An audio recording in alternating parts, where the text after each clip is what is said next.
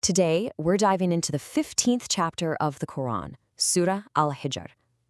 This is an incredibly powerful message about resilience. And what's so amazing about it is that it was revealed during a time of just immense difficulty. And because of that, it offers this timeless strategy for how to face hardship. Right near the end of the surah, you find this incredibly personal, empathetic verse. Think about that. It's not a command, it's not a law, it's an acknowledgement of pain. It's God speaking directly to the Prophet Muhammad, basically saying, I see you, I know this hurts. And that one line really sets the stage for the entire chapter, because at its core, this is a message of comfort and strength for when times get tough. So to really get this chapter, you have to understand when it was revealed. Historians called this period the year of sadness, and for good reason. It was a devastating low point in the Prophet's life, right after the death of his uncle and his most important protector, Abu Talib. I mean, with his protector gone, the persecution in Mecca just went through the roof. The mockery got harsher, more personal. It felt like the progress of his message had just ground to a halt. This wasn't just some political setback, it was a deep personal crisis. And that's exactly why this surah feels so raw and immediate. It's a direct response to that feeling of being completely and utterly cornered. So on one side, you have these incredibly offensive personal attacks, and the Quran records them right there in the text. But then look at the divine response. It's not this burst of anger. It's profound patience. It's a reassurance, almost saying, don't worry about them. They're busy with temporary things. One day they'll get it. Now the mockers, they didn't just stick to insults. They demanded proof. They wanted some kind of big show, a tangible miracle that would finally validate the message. They're literally asking, why don't you bring down some angels from the sky? And the surah's response is just fascinating. It doesn't even play their game. Instead, it pivots. It shifts their attention from some requested supernatural spectacle to the miracles that are already all around them. It's basically saying, you want to see a sign? Just look up. And it doesn't stop with the stars. The surah points to the earth itself, the mountains holding it firm like pegs, the winds that carry life, the rain, the perfect balance of every living thing. The argument is brilliant, really. It's saying that if you can't see the divine power in these everyday miracles, then a descending angel probably wouldn't convince you either. The challenge isn't about proving God's existence. It's about opening our eyes to the proof that's already here. And then, the surah makes this incredible assertion. The message itself, the Quran, is the miracle. And it comes with this unprecedented promise of divine protection. This verse is declaring that, unlike previous revelations, this text will be guarded from corruption forever. That's a promise that has been absolutely central to Islamic tradition for centuries.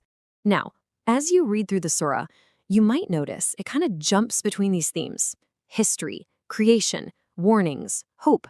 It's not a straight A to B story. And the scholar Sheikh Akram Nadwi has this beautiful analogy for it. He says it's like a stunning natural landscape.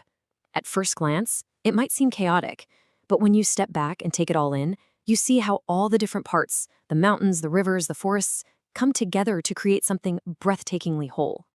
Okay, so one of those key elements in this landscape is history. The surah uses stories of past nations as these powerful cautionary tales, and they all center on one single destructive trait: arrogance. To explore this, the surah goes right back to the very beginning, to the first act of defiance ever. It asks this fundamental question and then answers it with the story of Iblees, or Satan, framing his fall as the blueprint for all arrogance that follows. And here it is, the root of that defiance. In Iblees' own words, his refusal wasn't just simple disobedience. It was based on this feeling of superiority. He saw himself as better because he was made from fire, while humanity was made from clay. It was pride, pure and simple, a pride in his own origins that led to his ruin. And here's the kicker. This isn't just some old story. The surah uses it like a mirror. The insight here is absolutely critical. A lot of the time, the reason people reject the truth isn't some big intellectual disagreement. It's pride. It's an arrogance that stops us from listening to someone we think is lesser than us. It's an ancient problem with a very, very modern face. And to really hammer this point home, the surah gives us this rapid-fire succession of examples: the people of Lot, the people of Shuaib, and the people of Saleh, the dwellers of Al-Hijr, which is where the surah gets its name. Each one of them rejected their messenger, and each one, no matter how powerful they were or how secure they felt in their homes carved from mountains, met their end. The message is stark. History shows a very clear pattern. But, and this is so important, this surah is not just about warnings and destruction. It balances every one of those cautionary tales with these powerful stories of hope. It shows that divine justice is always, always paired with divine mercy. The best example of this is the story of Abraham. Angels show up at his home as guests. And at first, he's afraid, but they're not there to punish him. They're there to deliver a seemingly impossible blessing. To this elderly man with an elderly, barren wife, they bring the glad tidings of a son. And Abraham's reaction right here becomes a defining principle of faith. He says that to despair of God's mercy, well, that's what it means to be lost. And this is huge because it reframes hope. Hope isn't just some passive wish, it's an active recognition of God's power, especially when our own human logic says something is completely impossible. So you see this amazing balance all the way through the surah. For every story of a nation destroyed by pride, there's a reminder of profound forgiveness and unexpected blessings. It's a message designed to give you hope, precisely when your circumstances, like they were in that year of sadness, feel the most hopeless. Okay, so after laying out the problem, the context, and these twin principles of justice and mercy, the surah brings it all home. It concludes with a clear, actionable path forward, a direct response to the distress mentioned way back at the beginning. First, the prophet is reminded of a gift he has already been given, the 7 oft-repeated verses. And commentators agree this refers to Surah Al-Fatiha, the very first chapter of the Quran. It's that short chapter that Muslims recite multiple times in every single daily prayer. It's a constant, powerful spiritual tool that's always there. So while the mockers are enjoying their temporary worldly status, the prophet is told not to even look at it. And why?